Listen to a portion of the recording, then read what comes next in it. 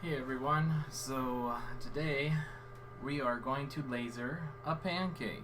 Yep, definitely, you heard me right. We're going to laser a pancake here.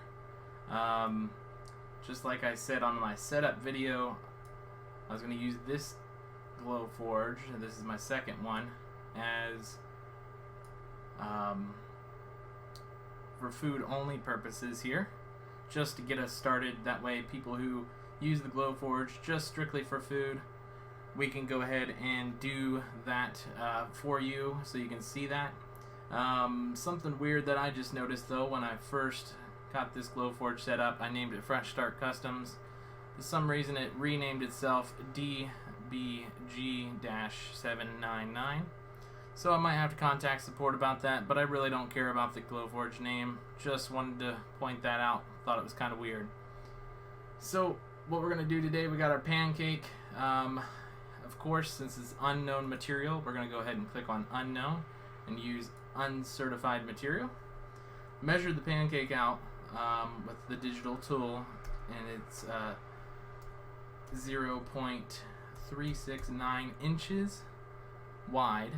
And some of you might be thinking, well, if you use that tool, wouldn't that not be food safe? And I was kind of wrapping my head around that too, and what I did is I actually took this tin foil or aluminum foil that's underneath the pancake right now, and I folded it over top of the pancake so both sides were over top, and the pancake was in the center, so you could actually measure both sides of the tin foil and the pancake, and then you just leave the tin foil folded up and put the pancake back on top. That way everything is 100% food safe still. No tools actually touch the pancake at all. And that's how you can get started there. So we're going to go ahead and submit that size depth here. That way your Glowforge can recenter its position. And we're just going to put the little FSC logo here. And I'm going to make it kind of small just to go for the center section here. Just to see how far off this machine is, and we'll go from there. And it very well could be off a little bit since the pancake's a little spongy, and I measured based off of that. So let's go ahead and set this up here. We are going to have to do custom settings since it's not Glowforge material here. So I'm going to take a complete total guess on this. We're going to go 1,000 speed, and let's just start out with, I don't know, 35 power just to see what it does, and we'll go from there. I'm going to leave it on dots just because it'll go faster, and I would think with this material I want it to go faster instead of back and forth. So that's the reason why I'm choosing those, and I'm going to leave it on 225 lines per inch. That way it goes faster as well, and it doesn't sit in one spot the whole time. So let's go ahead and click off of this. Now that we got it saved, it shows you your saved messages there. And we're going to go ahead and print this thing out and see what it turns out to be. This is going to be interesting. This is my first food item. So let's check it out and see what it does.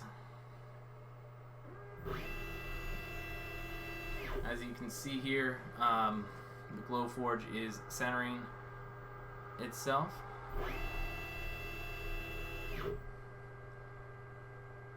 And now it went back to home, so we're going to go ahead and wait for it to do its scanning and preparing the design. It shouldn't take too long. It's a pretty small area.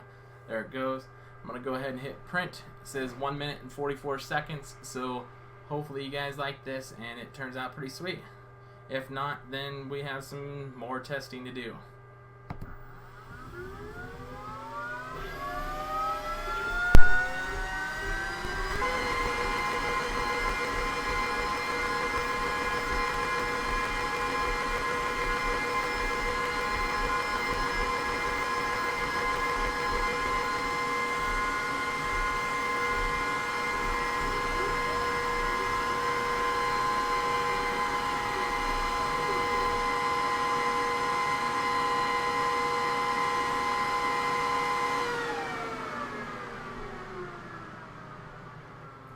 guys, so it's gonna do a couple clicks here in a second because it's focusing. I'm not sure how well that's gonna distort the audio. There it goes. So I'm gonna wait for that to finish. And there we go. So that's finished. This machine looks to be very accurate, actually. I'm super surprised with how accurate this machine is. I don't really even, I can't tell too much on this type of material, but it looks like it's down and to the right just a smidge. It's really hard to see on the machine here. Might be able to zoom in actually, yeah. So you can barely see it. So this is a really, really accurate machine so far. So this one turned out pretty cool for these settings. You might be able to go a little bit darker, but I don't know if you'd want to go darker on food. As you can see, I'm going to move this out of the way. And on the screen, it turned out kind of dark, but on the actual laser engrave that you guys just seen in person, it looks a lot lighter. So I'm going to move this down. We're going to go ahead and let's bump it up 10 power just to see what happens, because I'm curious, and it's always cool to check out different settings. So I'm going to go ahead and try and match this right up and just see how accurate this machine really is, because I'm kind of excited about this. Hope it stays this accurate. I'm going to go ahead and print it now with 10% more power, and let's see what it turns out.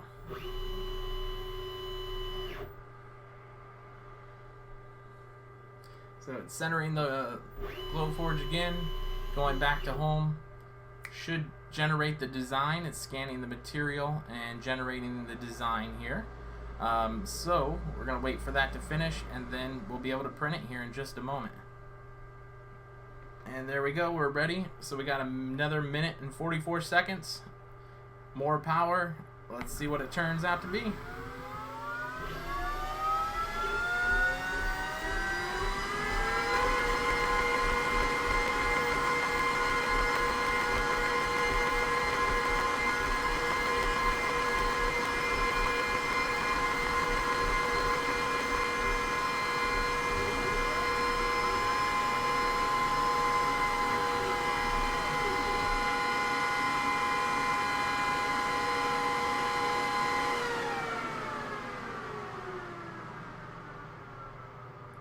Alright guys, so it finished again.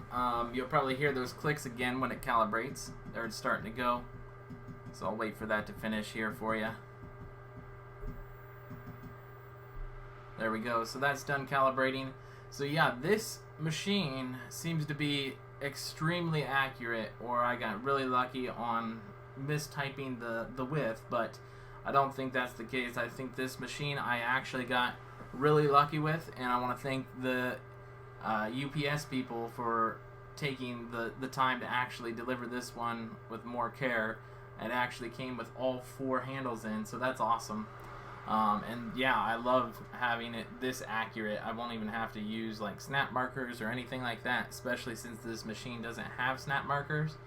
But yeah, 10% extra power. I kind of like that better, honestly. It still gives that light look to it. There's not too much of a difference, but you can see it consistently. It doesn't fade off, kind of like that F on the top there.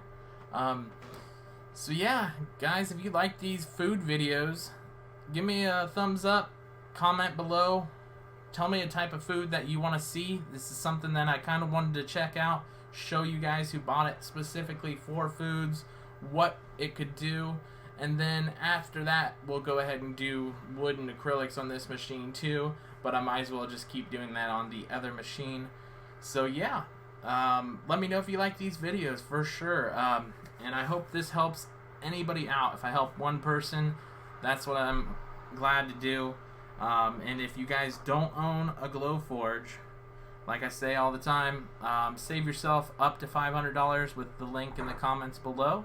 That will also help me out to help future people just like yourself. I don't take any of it as cash. I just put it back into the hobby for you guys. So I hope this helps you out. This was a pretty cool video. I really like this. It's pretty funny. Laser engraving a pancake here. So yeah, definitely. Let me know what kind of food you want next, and we'll try that out. I definitely want to try that out. If we could do it with the crumb tray, that'd be awesome. But if we couldn't, maybe we could show you how to do a video without using the crumb tray. I wanted to do that anyways. So we could do a food video and crumb tray video all in one bang there. So let me know. And hope you guys have a good day. Thanks, guys.